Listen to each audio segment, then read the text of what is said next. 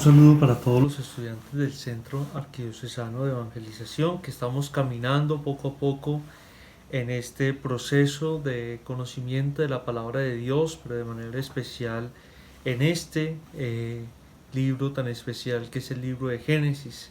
Y con él estamos aprendiendo a hacer oración, a encontrarnos con el Señor, pero también a conocer el texto revelado a la luz de la historia de la salvación, con el ánimo de que conociendo la palabra podamos descubrir lo que Dios nos quiere decir, lo que Dios quiere de cada uno de nosotros en nuestro trabajo discipular, pero también una lectura también de nuestra propia historia, descubrir los orígenes del pueblo de Israel, pero también los orígenes de la humanidad, los orígenes de los problemas más existenciales o de las preguntas más existenciales de la persona, pues nos conduce también al encuentro con Jesucristo, pero también al encuentro con los hermanos, con la sociedad, con la historia y con las distintas dinámicas que se van viviendo a lo largo de nuestro diario vivir.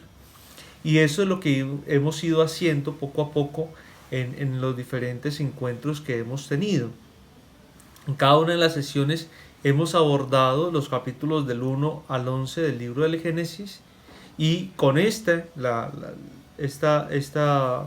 último texto de estos 11 capítulos hemos hecho una lectura sobre el planteamiento de cuál es el origen del mal, cuál es la lectura que hizo el pueblo de Israel a partir de los acontecimientos difíciles de su historia, y cómo el pueblo de Israel pudo descubrir que el mal en parte es una categoría que el hombre mismo ha fraguado, que el hombre mismo ha hecho de sí.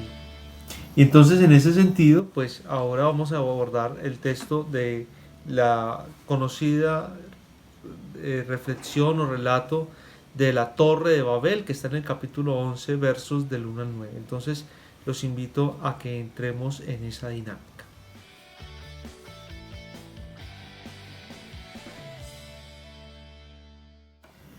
Lo primero entonces que tenemos que decir es que en el libro del Génesis es como la introducción a la interpretación que hace los redactores del Pentateuco, a la interpretación que hacen de la historia de Israel. Y entonces, pero esta relectura, o más bien esta interpretación de la historia de Israel que están haciendo los autores del Pentateuco, lo hacen después de la destrucción que provocó la caída del reino del norte. Dijimos que hacia finales del siglo V antes de Cristo. Y entonces en medio de su análisis se desborda no solamente a atacar algunos sistemas externos, sino también al interior del pueblo de Israel. Y con este texto de la Torre de Babel va a tocar algo muy profundo, una fibra muy profunda de la historia o del pueblo de Israel, que es la religión. Este relato de Génesis 11 del 1 al 9, recuerden que dijimos que habían unas tradiciones que se encontraban en cada uno, que se encontraban mezcladas en el texto. Pues este texto de Génesis 11, 1, 9 va a ser propio de la teología deuteronomista, es decir, de esa línea teológica que, por llevar siempre esa idea de la justicia, no le perdona la crítica ni siquiera a la religión, es decir, va a atacar incluso a la religión, o más bien va a pretender que la religión también asuma una responsabilidad en ese momento histórico que están viviendo. Entonces, por el contrario de reivindicar la religión y de utilizar la religión como para afincar su teología, la teología deuteronomista se vuelve mucho más exigente con este sentido, o con este lugar de la historia de Israel, o con este estamento de la historia de Israel, que es la religión. Por eso los profetas también, que son de este corte deuteronomista, que tienen como sentido volver a la ley, volver a la alianza, van a hacer un análisis de la estructura desde la conversión tanto política como religiosa. Y entonces aquí es que la historia de Israel también, y los acontecimientos terribles de la historia de Israel también tienen que ver con la situación política, pero también principalmente en esa relación política y religión. Y la religión entonces asume un papel muy importante. Y es que el poder va a asumir una categoría de tentar en parte a la religión. Y es porque el ser humano, a partir de su tendencia natural de defender lo suyo y de conseguir lo que necesita, tiende a dominar. Y en esa ambición de poder, de dominio por parte de un interés particular individual, se llega también a lo grupal y social. Es decir, mis pretensiones personales van abarcando poco a poco también, por ejemplo, las influencias de mi familia, de mis amigos. Eso es muy normal, por ejemplo, cuando alguien está muy encarretado con eso de la política y su partido político, bueno, en fin. Y él empieza primero con su familia, luego con sus amigos, luego con la gente de su trabajo, con la gente de la parroquia. Bueno, empieza a haber todo un movimiento que pretende como dominar en ese tema frente a lo social y a lo grupal, no solamente se queda en el ámbito personal. De ahí es que nacen esas naciones que van dominando, porque van dominando diversos momentos y diversos acontecimientos y estamentos de una nación, pero también van sobre los más débiles, sobre las otras naciones. Entonces se van construyendo grandes imperios. Pero refiriéndonos entonces al texto mismo, pues hagamos mención de algunas imágenes que nos pueden ayudar a entender el por qué este texto es una crítica también a la religión y al poder. Y entonces lo primero que podríamos decir es que en, la, en los pueblos cercanos a Israel, es decir, en la Mesopotamia, existen unas construcciones que se llaman sigurats, que son unas obras gigantescas en forma de pirámide, inclinadas hacia el cielo, que reflejan el poder dominador de los autores, es decir, representan el poder, algo así como, por ejemplo, nosotros lo sabemos, las pirámides de Egipto reflejan el poder de cada uno de los faraones que están sepultados en esas pirámides, es decir, cada pirámide es un cementerio de un faraón, es decir, es un panteón de ese faraón, y entre más grande o más adornado o más bello sea la pirámide, pues eso demuestra el poder que ese faraón tuvo. Lo mismo en estas construcciones mesopotámicas que se llaman sigurats, se ve como a través de este símbolo se manifiesta el poder, su fuerza absoluta. Eso podríamos decir entonces y preguntarnos, la Torre de Babel, sabiendo que el pueblo de Israel tiene como vecinos no solamente estas estructuras arquitectónicas, sino también la cosmovisión de toda esta parte de la Mesopotamia y parte del Mediterráneo, hace parte de es decir, esa torre de Babel es un sigurat, es decir, hace referencia un poco a esa dominación de Mesopotamia, de esos imperios asirio y babilónico que son los que están como contrapunteando y que ya han llevado a Israel a la catástrofe. Es una gran pregunta que podríamos hacernos. Pero además hay una expresión muy interesante en el texto, y es que toda la tierra tenía un solo vocablo, un solo idioma, un solo labio. Y entonces aquí podríamos pensar, es decir, ¿a qué se refiere el texto bíblico con que todos hablaban un mismo lenguaje? Y es que para la dominación, para dominar, se va imponiendo un poco la cultura del país o del imperio que está oprimiendo. Por ejemplo, en el siglo XX, XXI, es decir, nunca ha habido tanta afloración y tanta necesidad de conocer un segundo idioma como el inglés. ¿Por qué? Porque Estados Unidos, que es la gran potencia mundial, está como empujando la cosa. Entonces, el que no sepa inglés no hace parte del sistema.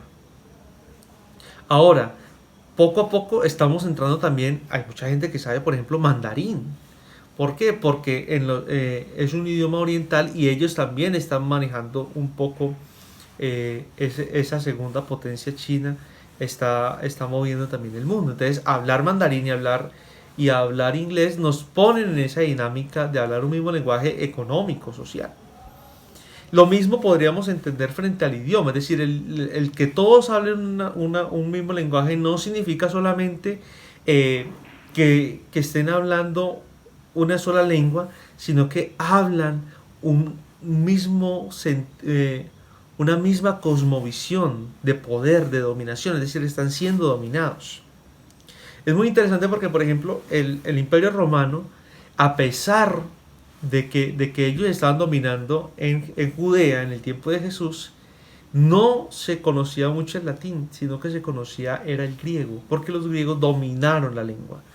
Y entonces hay quienes dicen que los romanos impusieron o dominaron por su ejército y por su ciudadanía, pero Grecia dominó a Roma y sigue dominando por la mente, por el idioma.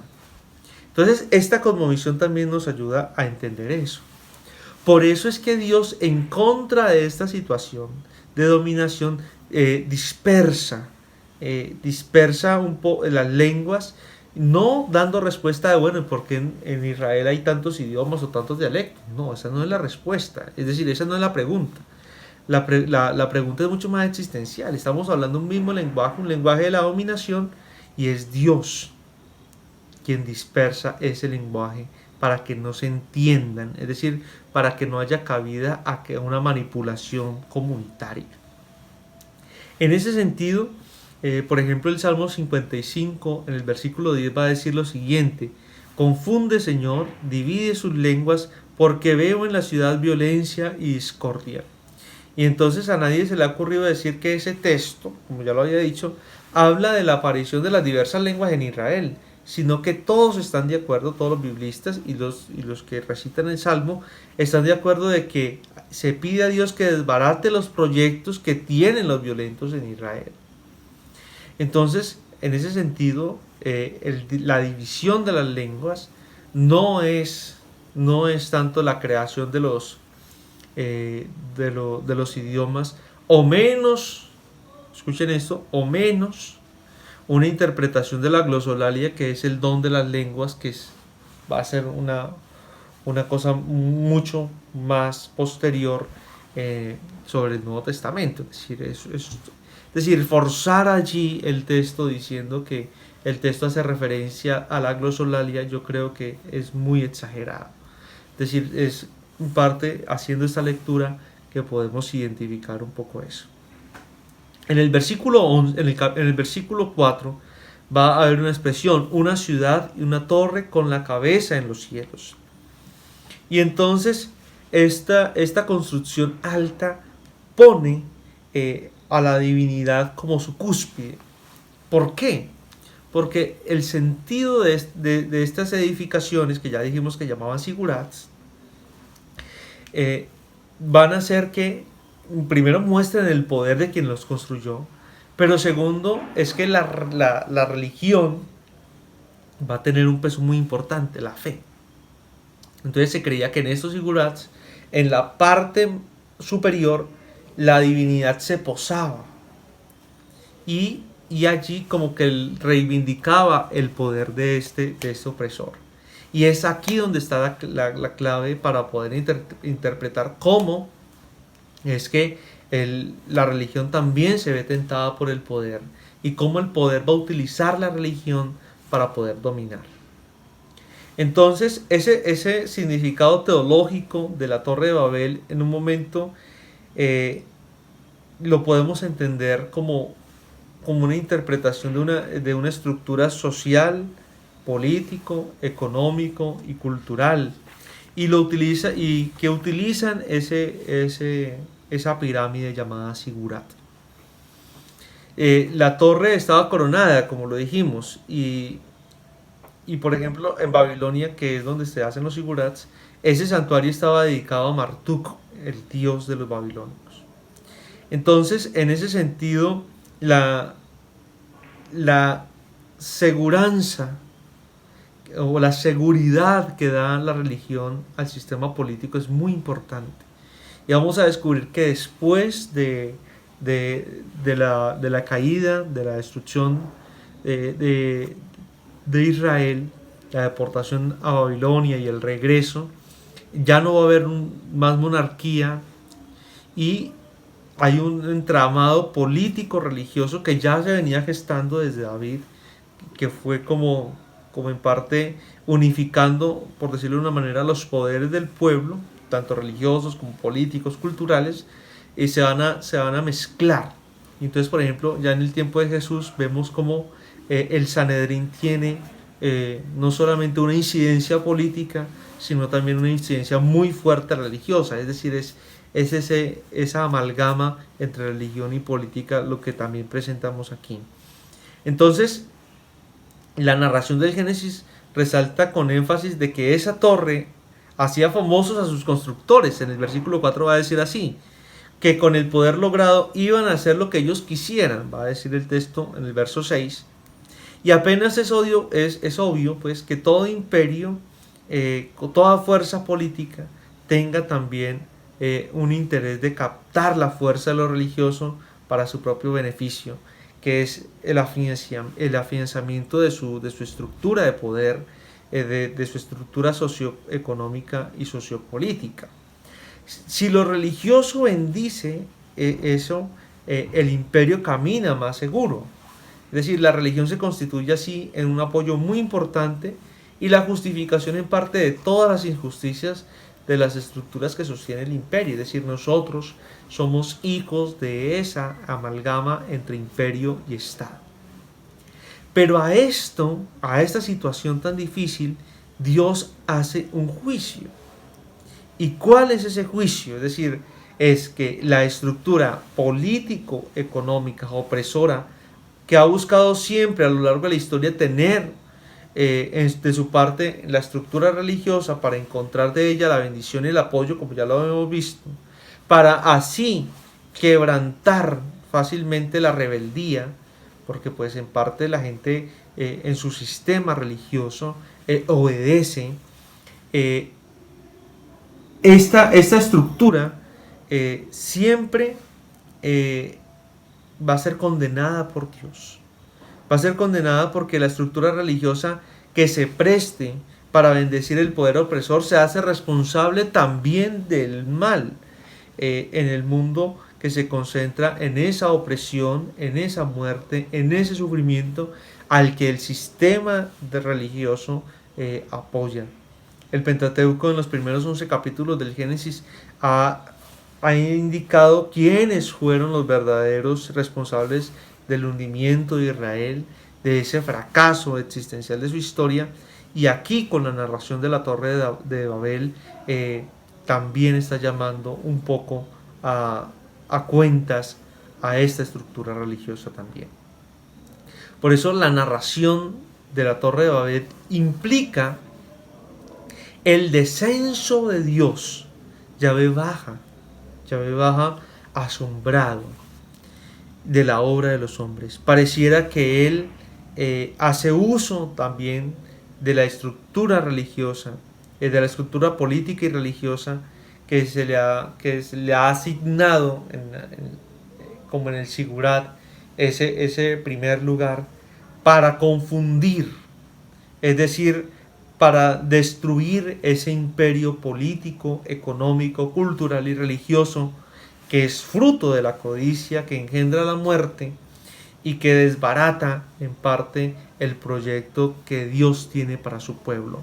Es decir, confundir las lenguas significa desbaratar el proyecto de los poderosos, que nos sigan dominando más. Por eso la torre no se puede terminar de construir.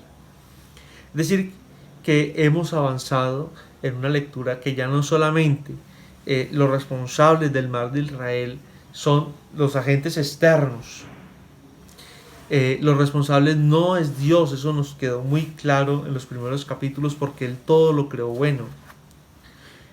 No es el hombre en sí mismo porque Dios lo hizo bueno. También vimos que no, es decir, que los responsables son quienes se atentan contra la vida de su hermano, quienes dejan quienes desconocen a su hermano, como en Caín y Abel, fruto del pecado, quienes se dejan tentar por la justicia, por la injusticia, por la codicia, quienes también se creen buenos, ¿se acuerdan? Con la de el diluvio universal, quienes que creen buenos, como la descendencia eh, de, de Sed y la descendencia de Noé, se creen buenos y Dios también los extermina porque también en ellos hay maldad. También tienen causa del mal los que se creen buenos sin serlo. Y ahora es la crítica a todo el sistema religioso que se ha dejado también untar, por decirlo de una manera, para hacer relación también a la mermelada, untar un poco de esas ansias de poder y de dominación, y Dios los llama a cuentas.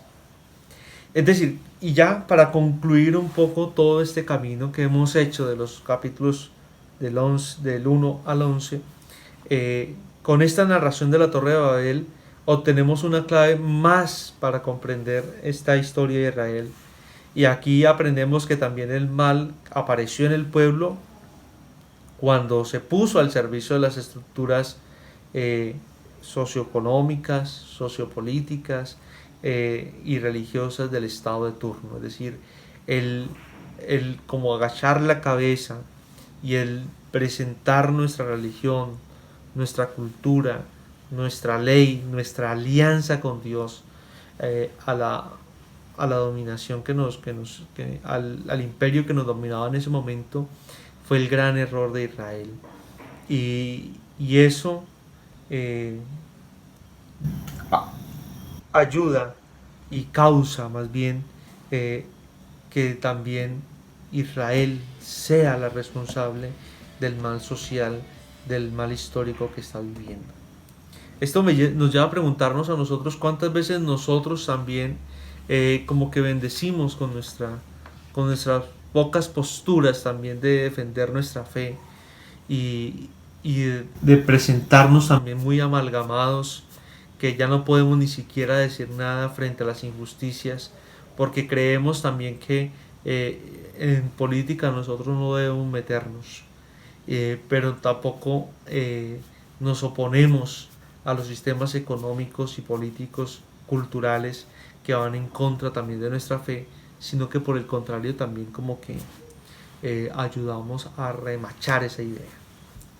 Siendo así entonces, para nuestra reflexión en este camino de la lección divina, yo les invito a que nos preguntemos personalmente, es decir, cuáles son mis ansias de poder y hasta cuándo mi religión, mi postura también como discípulo misionero, mi postura como catequista, como agente pastoral, favorece también estructuras de poder injustas, situaciones que no corresponden a la construcción o más bien a la acogida del reino de Dios. Eso es una pregunta que nos tenemos que hacer todos nosotros. Bueno, pues entonces deseo que el Señor les bendiga. La próxima sesión será ya la final, que concluiremos con un esbozo muy pequeño y muy rápido de la historia patriarcal, para no dejarla relegada, sino que podamos avanzar en ella. Que el Señor les bendiga y hasta la próxima oportunidad.